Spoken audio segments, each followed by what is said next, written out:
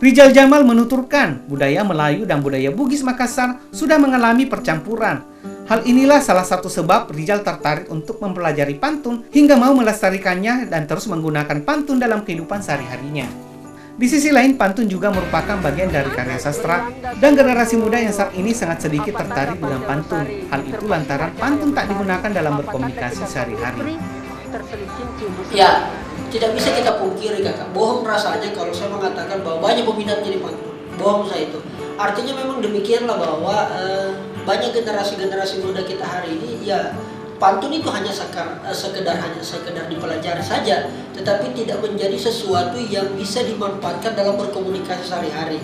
Kita lihat sejarah kakak, di Semenanjung Sumatera itu pantun itu memang dijadikan sebagai percakapan dulu.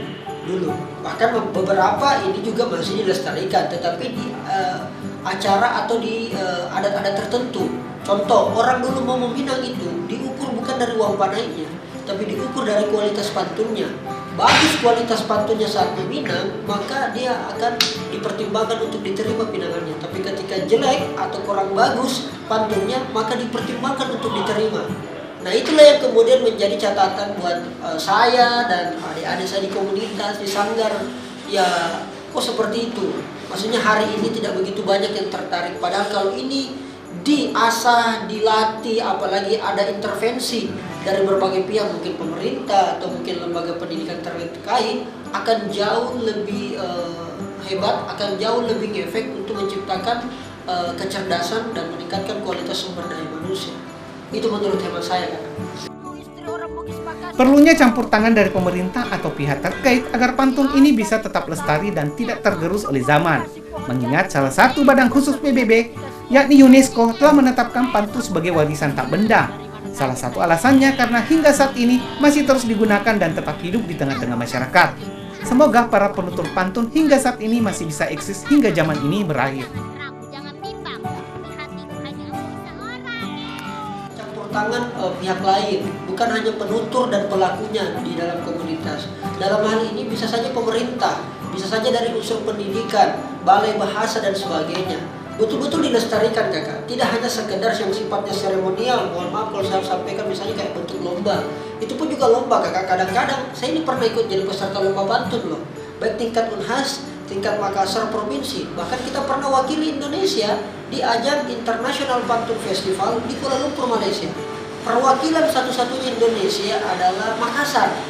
Waktu itu selalu diwakili oleh Tanjung Pinang, oleh daerah-daerah Sumatera. Tapi waktu itu tiba-tiba mereka tidak berkesempatan ikut. Lalu kami dikontak karena mereka dari panitia di Malaysia ini beserta jaringannya mengetahui bahwa ada komunitas pantun itu di Makassar. Dikontaklah saya melalui FB dan email. Terlibatlah kita. Jadi kalau ada keterlibatan, ada intervensi, ada kebijakan yang dikeluarkan oleh beberapa stakeholder, saya kira akan memacu teman-teman lain untuk bisa melestarikan budaya pantun ini. Karena sekali lagi takutnya nanti budaya ini akan hanya sekedar tinggal tulisan. Saya tambahkan sedikit agak, saya S1, S2-nya, skripsi dan tesis saya itu bahas tentang pantun. S1 saya kaji tentang bagaimana pantun secara estetik dalam sastra Melayu.